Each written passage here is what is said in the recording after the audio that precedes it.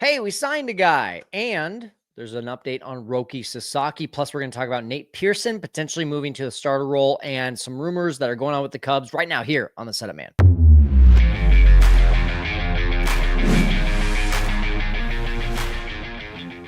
What's up, Setup Nation, and Happy New Year here from me, Kyle Stanley, here at the Setup Man. And I just want to take a second to just say thank you. It's been a really fun 2024 outside of just another 83-win Cubs season. This channel for the first full year has been a really big passion of mine, and a lot of you have been able to join. When I first started this in September of 23, I kind of just wanted to interview cool baseball people. And then it eventually turned into my passion, which is the Cubs. In December of 2023, we had like 100 subscribers. Now we're pushing 5,000 subscribers in just about a calendar year. And a lot of that is just a thanks to you. So I hope you're going out there having a great New Year's, having a safe New Year's. Please do that, because I want you to be able to see in full capability the Cubs in 2025 and what they have to offer. But I just once again want to thank everyone who has been a part of the journey so far, and big things coming in 2025. I can only say that very little amount right now, but there are some really exciting things going on for the Setup Man channel. So make sure you're staying tuned. Now, speaking of big things, if you did miss it, we had a huge interview with Jesse Rogers yesterday up on your screen there. You can go ahead and take a look at the video. It's down in the description as well. We talked to him about his article recently where he discussed the Cubs' financial situation. Are they actually poor? Are they not making as much money as we think? Or is that just the stuff that's being fed to Jesse? There's some questions there, and I want to make sure that you had a chance to go see that. And also, coming up on Thursday, January 2nd, we've got our next live with Lance Brosdowski. That's at 4:30 Central Time. So make sure that you set your notifications on your YouTube channel, on this YouTube channel, and on your YouTube app, and make sure that you're there with questions. Hopefully, we're going to be able to talk about some deals, hopefully more rumors going on. And once again, if you missed it, I did ask you, what is your number one thing that you would do if you were Jed Hoyer before the season started? What would you do right now with the Cubs? And I want you to submit that via video, because I'm going to, tomorrow on January 1st, respond to anyone who sends in their video for what they think Jed Hoyer should do, or what they would do if they were Jed Hoyer before the season started in 2025. So a few things there. Email it to me at kyle@setupman.net. I did release this yesterday, so I already have some submissions, but we have until 9 p.m. tonight Central Time. So as I'm releasing this, that means that you've got to take action right now. So 9 p.m. Central Time here on December 31st. Send it to kyle@setupman.net. and send me a video under 1 minute that is describing what you would do if you were Jed to start the 2025 season. What move between now and the start of the 2025 season would you make? A trade, a signing, something outside the box? Just let me know, and we'll go ahead and talk about it on the New Year's episode on January 1st. Now, with that being said, we have just monumental news, and that is the Cubs have signed Caleb Thielbar. Caleb, I'm sorry if I'm mispronouncing your last name.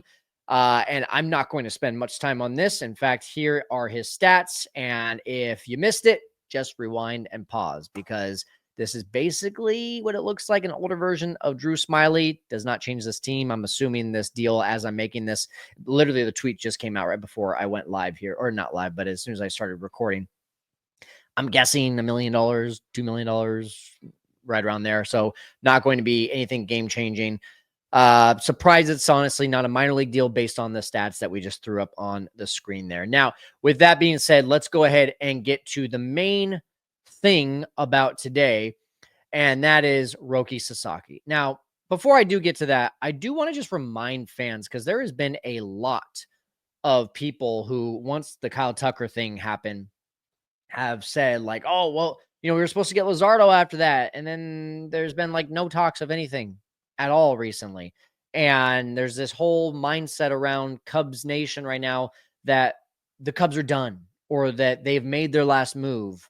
And that's just not, I just wholeheartedly do not believe that is the case, for two reasons. One, we have heard again and again and again how the Cubs are going after a starting pitcher via trade. Jesus Luzardo was the guy at one point that we thought was going to be that trade. Didn't work out because the Marlins wanted way too much, and the Cubs did not like his physicals, his whatever you want to say. The records about his health, they were not good.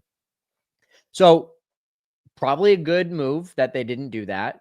Good luck, Phillies. Phillies were in a position to take a roll of the dice because they have a phenomenal starting rotation already. Cubs need someone a little bit more legitimate. I still think Pablo Lopez would be great. I still think any of the Mariners pitchers would be great, but I don't think that's really happening based on all the reports we're hearing. But there is going to be, I believe, some sort of trade for a starting pitcher of significance. And the other part of this is that in 2023, going into 2024, exactly where we were a year ago today, the Cubs had not made any moves except for adding Craig Counsell. So when you look at Eli Morgan, Matthew Boyd, Kyle Tucker, and all these little smaller signings, Carson Kelly, all these things add up to a lot more exciting offseason so far this year than it was last year. Just putting that back into perspective. I'm not saying it's been a phenomenal offseason. Kyle Tucker made it great. It hasn't been phenomenal yet. You go add another starting pitcher, you add a legitimate back end of the bullpen guy, and suddenly we're having a different conversation here. But at least we weren't waiting around. Do you remember last season? We were actually doing like a count of how many days it's been since the Cubs did a deal, and it was crazy. It was like all the way back to 2023 trade deadline. It was wild. And so, the Michael Busch thing, the Shota Imanaga signing, all of that happened right before CubsCon. So for that reason, I believe with CubsCon coming up January 17th to the 19th, hope you're going to be there. I'm going to be there. Hope you're going to join me and Matt and Sam at the opening ceremonies before everything starts. We're going to be at the Chai Bar down in the main lobby from 4 p.m. to 5:30 p.m. Can't wait to see you there with the Locked On guys. Either way, I expect another deal to be done before the season starts. Now, with all that being said, I've got some stuff to give you about Roki Sasaki. Now, first of all, just a quick update here. It started with 20. It's now down to, the rumors are about 5 or 6 teams, with the Cubs being one of them. First of all, how is it only starting at 20? This guy's going to be on a minor league deal. Why wouldn't all 30 teams submit something? Unless they were just told by his agent, just hey, don't even send us anything. He's just not interested in you. I just don't understand why not all 30 teams would be interested. Either way, he's now in the second round of meetings, which according to Bruce Levine, the Cubs were part of that second round of meetings. As you see on your screen here, back on December 20th, the Cubs met with him again. That wasn't supposed to be leaked. A lot of controversy around the fact that that was leaked, but Bruce has to do his job, right? And if he gets that information, what's he going to do? He's going to share that information. So the Cubs are still in this second round of meetings where he's actually going to start eventually too going to the actual cities. All the meetings so far have just been in LA. But the decision is supposed to come somewhere between the 15th to the 23rd. Not going to go into the significance of that just because there's a lot of information about all that you can just go Google right now. I've already talked about it in past episodes, but the long story short is that he chose to be in the 2025 pool, which means that the earliest he can make a decision is January 15th, and the latest he can make a decision is January 23rd. So the real question at this point is why? Why would this 23-year-old who is set to make probably Yamamoto type of money in 2 or 3 years from now come over to the MLB right now at this moment when he is going to have to sign a minor league contract? Because those are the rules, people. You have to sign a minor league contract when you're under the age of 25 in the international pool. Why would he do that? Why would he walk away from that type of money just to get better, feed an ego? And that's been the question leading up till now. And so some information from his agent, Joel Wolfe, has come out, and we are going to reference this actually is from the Bleacher Nation article, so go check that out. I'll link it below. We're going to skip right to where the quotes start there. Again, this is coming from Joel Wolfe, his agent. Seeing Shota Imanaga come over and dominate at such a level in the first half, I believe he realized, he means Sasaki, in order to take it to the next level, he had to come here, play against the best players in the world every day, tap into all the resources the MLB teams have to help him become one of the best pitchers in the MLB. That's what he wants. Then from Jesse Rogers, who, yes, again, he was on our show yesterday, he said that right here in this tweet, Agent Joe Wolfe on why Sasaki wants to come over. He's a guy that wants to be great. He's not coming here just to be rich. He wants to be one of the greatest ever. I see that now, and he's articulated it. To be that, he knows he has to challenge himself. Himself, of course, is what Jesse meant there. Listen, this is not about us trying to figure out the real reason. I just don't buy it, to be completely honest. I just think that you work all of your life to be a Major League Baseball player. Even these Japanese players, most of them want to come over to the major leagues. And I'm not saying all of it is for money. It's definitely not for that. But when you work so hard for something your entire life and you're finally going to get that payoff in terms of success, I have a hard time believing that you would make this decision only 2 years prior. We're not talking about 6 years prior. We're not talking about a decade prior. We're talking about 2 years, 2 full seasons. The difference between making $1.5 million in over the next 2 years versus making probably 20, 30, $40 million in year one at the age of 25, 26 years old. That doesn't compute in my brain. Tell me if it computes in yours. In fact, go ahead and just, I'm going to throw this up your comment, subscribe, like, do all the things, but I want to know your thoughts on this right now. I've got some thoughts. And again, this is not the point of the video. So I do want to get to the point, but I don't know, like maybe he doesn't like his team. Maybe he doesn't like his coach. Maybe he doesn't like where he lives. Maybe there's something like that at play, not just, hey, he wants to be the best. And he realized that in order to do that, he has to come over to MLB right now. Maybe he's worried about the fact that he regressed this last year. He lost a couple miles on the fastball. He dealt with injuries. Maybe he thinks, hey, if I keep on doing what these guys are setting me up, these guys meaning his team, his league over there in the NPB, maybe that's what's hurting me. And so for that reason, I'm either going to sign now a minor league contract and get healthy with the right trainers, the right program, or I'm going to keep on getting worse over here in the NPB. I don't know. Maybe that's the case. Maybe he just likes deep dish pizza and that's why he wants to become a Cub. There's that too. So but here's the thing, like not needing multiple Japanese players is also very strange to me. In case you didn't know that, he did say that he does not need to play on a team that has multiple Japanese players or any Japanese players. He also said he doesn't want those players in the meetings right now with him during these first few meetings, which is just, that's what Shota did too. When asked about his process of deciding on the Cubs, they asked him, how many times did you talk to Seiya? His answer was none. He didn't talk to Seiya at all before signing with the Cubs. And I'm just like, why? Like, why not? Is there bad blood there? I can't imagine you signing with the Cubs if you have bad blood with Seiya. So that's not it.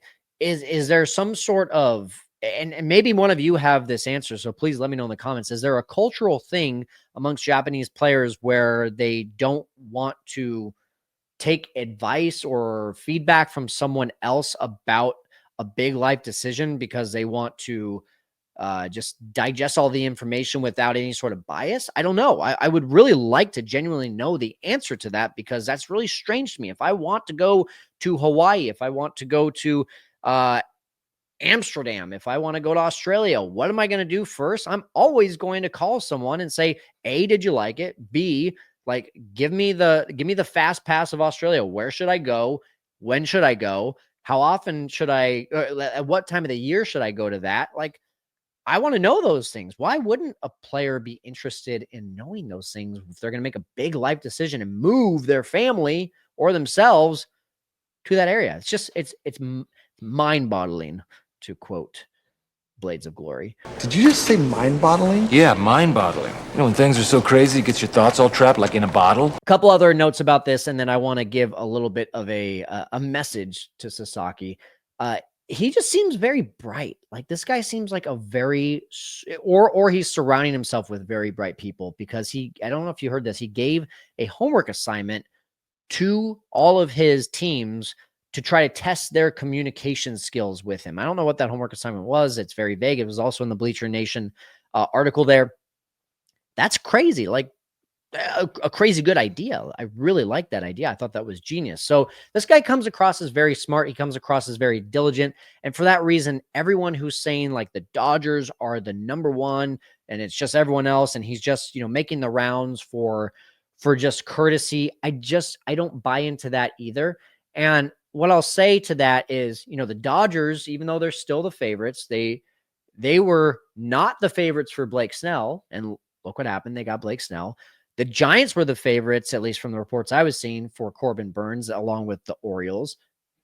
Where did he go? He went to the Arizona Diamondbacks. Didn't even hear anyone talking about the Arizona Diamondbacks with Corbin Burns. And then the Yankees were the favorites for Soto until like the very last minute when Steve Cohen just said, I don't care about money, have it all. And that's where the hope is really for me is when you look at trade rumors, when you look at signing rumors, you think that these media people who are all extremely good at their jobs, you think that their tweets and their reports are all 100% meaning that that is the fact. And there is no fact until the deal is done. Something can happen. Someone can piss someone off. Something can change. He could go to Chicago and thinks that he's going to love Chicago. And turns out he doesn't like deep dish pizza. And he's like, well, that's all they serve over here. So I'm going to go to New York because I like thinly sliced pizza. I don't know. Those are the things that could happen between now and January 15th to the 23rd. And for that reason, I just don't buy it's the Dodgers and he's just meeting with everyone else out of courtesy. But Mr. Roki Sasaki, if that is the case, and I know you watch the MLB, and I know you're going to need a translator for this. Can someone please translate this and maybe post it as a reel or post it as another piece of content for him? I've got a message for you. You are no longer in the MPB. Baseball in the major leagues and the baseball as I grew up, it's romantic. It's not another stat line. It's not a highlight on ESPN. It's romantic. It's this idea of that anytime, and you've heard it before, and I hear it all the time. I say it myself. This is why they play the game. If you knew what the outcome was going to be, they wouldn't play the game. It's the idea of David being able to take on Goliath. It's the 2004 Red Sox overtaking the Yankees to end a, 86-year drought. It's a 17-minute rain delay that ends a 108-year World Series winless streak for the Cubs. It's the, $30 million payroll raise taking on the juggernaut Dodgers in the World Series in 2020. That's the romance of baseball. Like that's where the things that happen there are what goes down in the storybooks. And yes, the three-peat Yankees back in the late 90s, bleeding into the 2000s, that goes down in the history books too. But that's not romantic. That's not exciting. That's not something that I look at and I say, oh my gosh, this changed the history of baseball. The romance is what changes the history and the course of baseball. Come over to a team. I'm not even recruiting you to the Cubs right now, Roki Sasaki. I'm telling you, come over to a team where you can change the course of history, where you can not just be another guy, but be the guy that got to put this team on your back and say, it is mine. I'm going to take this team to the top. We're going to, because of my decision, we're going to be able to recruit other players. We're going to be able to improve this organization. We're going to be able to bring more money to this organization, given the fact that there's going to be a lot of other ads and stuff from Japan. All these things are going to change because of me. You go to the Dodgers, you're just another feather in their cap. You're just another tool in the belt. It's a really bad Christopher Walken impression. She's not just another notch on the old belt. But that's what I think of when I think of you going to the Dodgers. And that's not fun. That's not romantic. That's just the rich getting richer. And I think baseball doesn't need that. If you watch Major League Baseball, Roki Sasaki, you know that baseball does not need the rich getting richer. They need, I don't want to say balance. I don't even like the word balance. They just need a good story. We need a good story. I just think that you have so much more power right now than you actually even can fathom. And for that reason, that's why you don't go to the Dodgers. By the way, my wife is a huge Dodgers fan. I know she can hear me in the other room right now. I know she's probably not very happy about this, but too bad, because I care more about the romance of baseball than I do about Roki Sasaki making my wife happy that he signs with the Dodgers. Sorry, babe. All right, I'm getting off my pedestal there, and I am going to move into this next topic, and then we'll wrap this thing up. Nate Pearson, according to Bleacher Nation, has a chance to be a converted reliever to starter. Again, one of those things that I just don't think it's going to have to happen. I think it's going to be a nice added piece if he can stretch himself out during spring training and maybe even be a swingman, maybe throw a couple innings here, 3 innings there, maybe start a game as a bullpen game for the Cubs this next year, and ends up throwing 2 or 3 innings to start the game instead of having only throw 1 inning. And then you see 8 or 9 guys come out. Maybe you only see 5 or 6 guys come out that a game. But I did do a little bit of research into this, and I wanted to talk about it just for a quick minute. And that is his Baseball Savant page. Now, we like seeing a lot of red right in the middle there, the 2024 percentile rankings. We like to see a lot of red. Unfortunately, there's not a ton of red for Nate Pearson. Now, keep in mind, when he came over from the Blue Jays, he had a 5+ ERA, and he was not doing very well. And then he came over to the Cubs, and I want to say it was a 2.73 ERA the rest of the way. So he improved. He found something. The Cubs did some stuff with him, and it was very good results. He still got hit pretty hard by lefties, especially. But a lot of times, if it was a home run, it was a solo home run, so it didn't hurt him that much. But you can see that there's some nice things here, right? The fastball velocity touching 99, 100 miles an hour, on average 97.7. The whiff, the K rate, all good. You'd like to see him walk a little bit less, guys, but it's not terrible. It's about league average. But that barrel rate, that hard hit rate, that ground ball rate, the ground ball rate doesn't matter as much, but the barrel rate and the hard hit rate, not ideal. So you think to yourself, well, if he can't even master the bullpen, why are we going to move him over to a starter, right? That's the question. Well, I started doing some research, and we hear all the time about how the Brewers are, they start guys off in the bullpen and then they move them over to the starters. So I just started doing some research, and here is a little side-by-side of Mr. Brandon Woodruff and Nate Pearson. Now, on the left here, this is 2018 Brandon Woodruff, when he didn't have enough to qualify, but he did have a decent amount of appearances. So it's enough for me to look at it. And it's not that far off. When you look at, first of all, his ERA, his expected ERA is a little bit lower, 3.71 versus Nate Pearson's 4.43, which again, I want to emphasize the fact that he was not doing well with the Blue Jays when he was traded to the Cubs in the middle of the season. The fastball velocity is better from a Nate Pearson standpoint. And then the K percentage, the whiff percentage is actually in Nate Pearson's favor. And the only difference here is that the barrel rate and the hard hit rate were about league average for Brandon Woodruff. So it wasn't great. In fact, on the barrel rate, it was a little bit lower than league average. Meanwhile, Nate Pearson's is definitely the bottom of the league. But these are not so far off. These are not crazy. You could say that these are very similar pitchers in terms of just power righties with hard breaking balls. And for that gives me a little bit of hope to say, well, what if Nate Pearson, a former top prospect in the Jays system that was expected to do big things as a starter, comes over, has refound himself, and still has that durability, still has those innings in his arm, that he can go out there and become a Brandon Woodruff, who, by the way, in 2021 had almost 180 innings pitched and a 2.56 ERA, would automatically be an ace for the Cubs if you slotted him in to the Cubs rotation right now. A little bit of hope for you. Just wanted to put that in front of you. The last thing I want to talk about is the rumors about Josh Rojas. I don't even want to spend much time here, because when you look at Josh Rojas, this is the only reason that the Cubs signed Josh Rojas is so that you give Matt Shaw a very comfortable easing in to third base. Josh Rojas has become a very good defender over the last couple of years. As you can see, his 2024 numbers, a 9 outs above average in the 94th percentile. Very good.